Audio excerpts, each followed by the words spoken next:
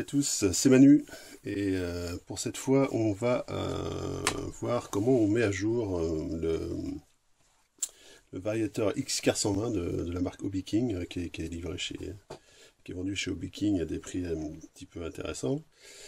Surtout qu'il s'agit, on va le voir, d'une copie, ou alors je sais pas en fait si c'est vraiment exactement la même électronique, mais en tout cas c'est le même firmware que le Hobbywing version 2.1. Donc là on va tester sur un modèle 120 ampères. Je suppose que la manip pourra se faire sur des modèles 60 et 80 ampères qui sont vendus sur le site de Hobby King. Donc l'idée ça va être de mettre à jour ce variateur. Je sais pas si on voit sur la caméra, voilà. Ce variateur, donc il y a deux intérêts à cela.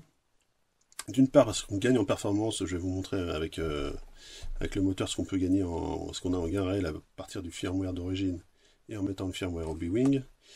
Et d'autre part parce qu'on a accès à plus de réglages, donc on va pouvoir par exemple jouer sur du timing moteur, du timing dynamique, qu'on appelle turbo aussi notamment, et puis un petit peu plus de réglages, du délai, enfin pas mal de choses. Donc on va commencer déjà pour vous montrer un petit peu le firmware stock, celui qui est installé dessus. Donc je vais allumer la radio et le moteur. Alors, bon, là c'est donc monté sur un moteur en 17,5 sur une pancar à VBC. Je vais vous donner un petit peu, il faudra écouter un petit peu le bruit du moteur hein, pour voir un petit peu la différence de rotation. Donc là, ça va être... Donc voilà à peu près ce que ça donne. Bon, je ferai un comparatif tout à l'heure, une fois qu'on aura on aura mis à jour le firmware. Donc pour mettre à jour le firmware, qu'est-ce qu'il faut? Donc il faut soit une carte LCD Hobbywing, qui est un petit peu plus difficile à trouver maintenant que par le passé, puisque je crois qu'ils ont arrêté la production, ils sont passés sur un autre modèle. Donc cette carte, c'est la version 3, je crois. Alors, suivant les anciennes cartes, il y a certaines cartes qui n'acceptent pas les mises à jour de ce logiciel, donc il faudra faire un petit peu attention. Ou alors sinon, sur le site de Hobby King, ils vendent ce petit adaptateur. C'est un adaptateur USB directement pour mettre sur le port du variateur.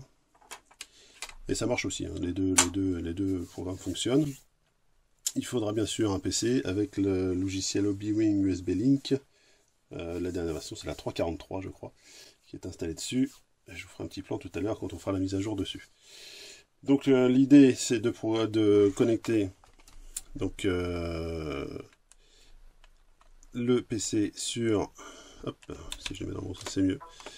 Le PC sur la carte LCD. Donc on va voir qui se connecte au PC ici. Sur le PC on va voir, hop, je fais un petit zoom. Je sais pas si on va bien réussir à voir, voilà. On va faire un petit zoom là-dessus, voilà. Donc on va voir la version, hop, de la programme box. Alors, ce qu'il faut savoir, c'est qu'en fait, quand on connecte la carte LCD, on va la sélectionner tout en haut. Alors, on va peut-être pas voir tout en haut, voilà.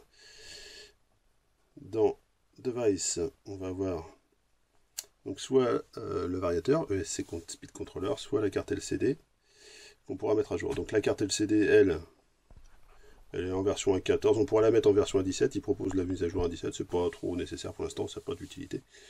Si jamais on veut le faire, on pourra le faire par là.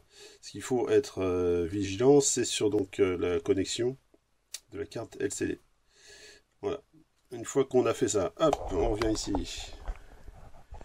On va aller connecter donc le variateur. Hop. Donc sur le port ici, marqué ESC. Voilà. Donc en respectant les polarités bien sûr. Donc le moins de ce côté-là, le signal de l'autre côté. Et donc il faudra bien sûr mettre l'ESC sous tension au niveau de la batterie. Donc si on le met à jour ici, si on l'allume, hop, côté du software, on va du coup se mettre sur le device. Hop, on va y arriver en haut, voilà. Device ESC Speed Controller. Là, hop, il va se connecter au variateur. Et donc on va accéder à un menu sur la droite ici. Donc on aura le menu basique qui permet... Enfin ça c'est des réglages de profil.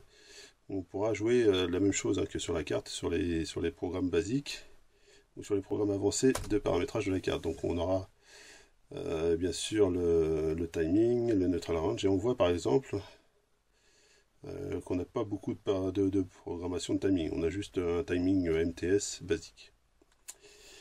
Et c'est là qu'on va aller jouer dans la classe firmware upgrade. Donc on voit que la version du software qui est sur l'ESC, c'est la V1.10 AM. Et nous on va la mettre à jour alors avec la dernière version stock. Alors pourquoi la dernière version stock? Alors on pourra la mettre en no timing. Si on veut avoir un variateur avec un blinky mode, c'est utile pour les F1 par exemple. Si on veut que le variateur clignote pour les contrôles lors des courses officielles. Et autrement, on pourra mettre la version stock, la dernière version stock, qui apporte pas mal de fonctionnalités. Alors il y a une version mode et une version stock. Alors historiquement, en fait, la version mode rajoutait le turbo timing, donc le timing variable, et pas la version stock. Et depuis la version, je ne sais plus quelle version, il y a une petite année, ils ont rajouté aussi le timing dans la version stock. Donc je vois pas trop l'intérêt de passer à l'autre version. Donc la dernière version stock, ça marche, c'est sûr. Important en bas, on vérifie que la connexion à l'ESC est bonne, avec le petit voyant vert ici. Et voilà, c'est tout. Donc ce qu'il nous reste à faire maintenant, c'est de mettre à jour l'ESC. Donc il y a une petite barre de progression qui s'affiche. En bas, on voit la petite LED BASI qui clignote, qui indique que le variateur se charge. Enfin, que le programme se charge dans le variateur plutôt. Et on va attendre gentiment la fin de l'opération.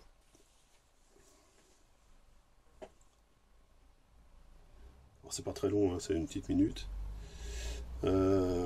Si on peut le voir aussi, je vais vous montrer vite fait. Je sais pas si on le verra à la caméra. En fait, il clignote aussi côté hardware. Donc, petite mise à jour. Hop. Alors, on arrive à la fin de la mise à jour. Voilà. Et normalement, si on a tout bien fait, c'est marqué Upgrade Operate Finished Successfully. Ça veut dire qu'on est pas mal. Donc du coup, il va recharger le variateur. Hop. Donc là, c'est pour ma carte. Et si on va dans la paramètre avancée, normalement, qu'est-ce qu'on voit? C'est qu'on a beaucoup plus de paramètres sur lesquels on peut jouer. Donc on va pouvoir jouer donc notamment sur le boost timing qu'on avait tablé, le turbo timing, non ça c'est le degré de turbo, le boost start RPM, c'est-à-dire à quel rapport, quel nombre de tours le turbo s'enclenche, le délai à partir du moment où il s'enclenche, et le nombre de RPM qu'il prend par degré de timing. Voilà, donc on va le rebrancher maintenant qu'on a fait ça. On éteint le variateur, hop, et on va le rebrancher sur la voiture.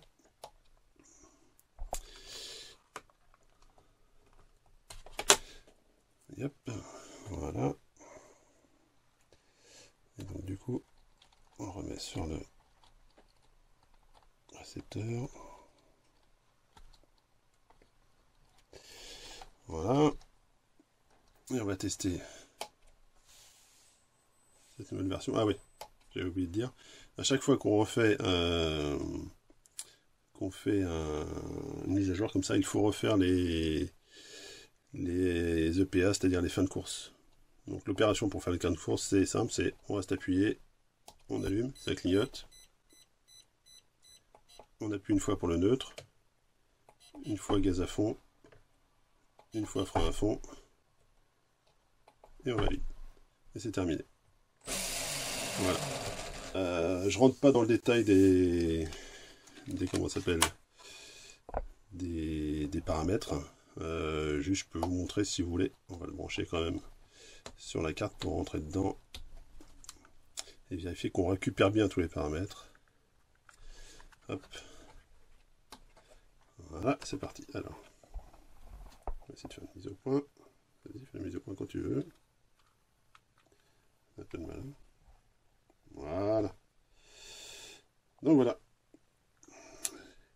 Donc on pourra jouer sur le drive break, voltage par cellule, le punch. Alors il va remettre toutes les valeurs par défaut en fait, donc il faut absolument revenir dessus pour paramétrer complètement son... Ah oui, mais c'est peut-être pour ça qu'on a plus de watts aussi. Alors je vais remettre le timing à 0. Pour être sûr qu'on a quand même plus de chevaux. Alors je crois que c'est 65. Voilà, pour être sûr qu'on a plus de chevaux que la version sans timing. Juste là, en fait, ça sert à rien puisqu'il n'y a pas de turbo. Pareil pour le turbo timing. Voilà, donc c'est 40 là. Hop.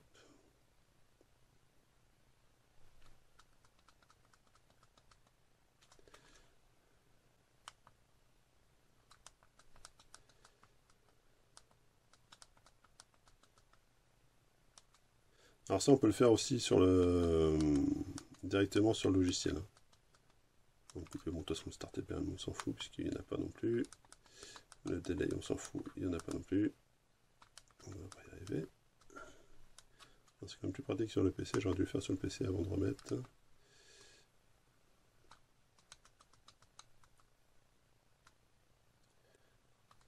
Donc c'est 13. Voilà.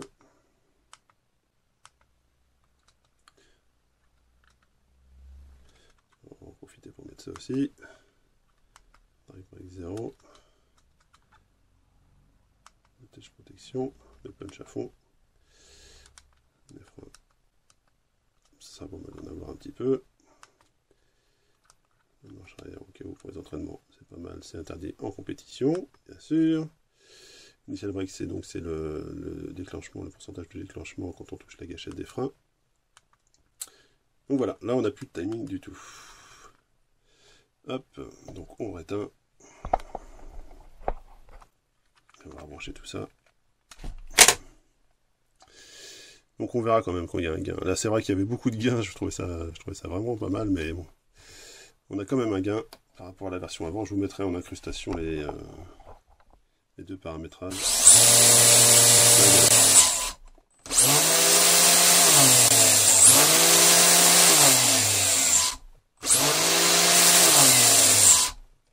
Donc c'est quand même appréciable. Il y a un vrai gap entre les deux versions de software. Donc c'est une petite mise à jour, ça prend allez, à tout casser 5 minutes à faire quand on est rodé. Et il ne faut pas s'en priver. Voilà ce qu'on pouvait dire sur ce petit soft, et puis ben, je vous dis à une prochaine fois sur RCF1 pour un nouveau tips ou d'autres petites astuces pour nos F1. Peut-être on va parler de traitement, peut-être la prochaine fois, on verra. Allez, salut!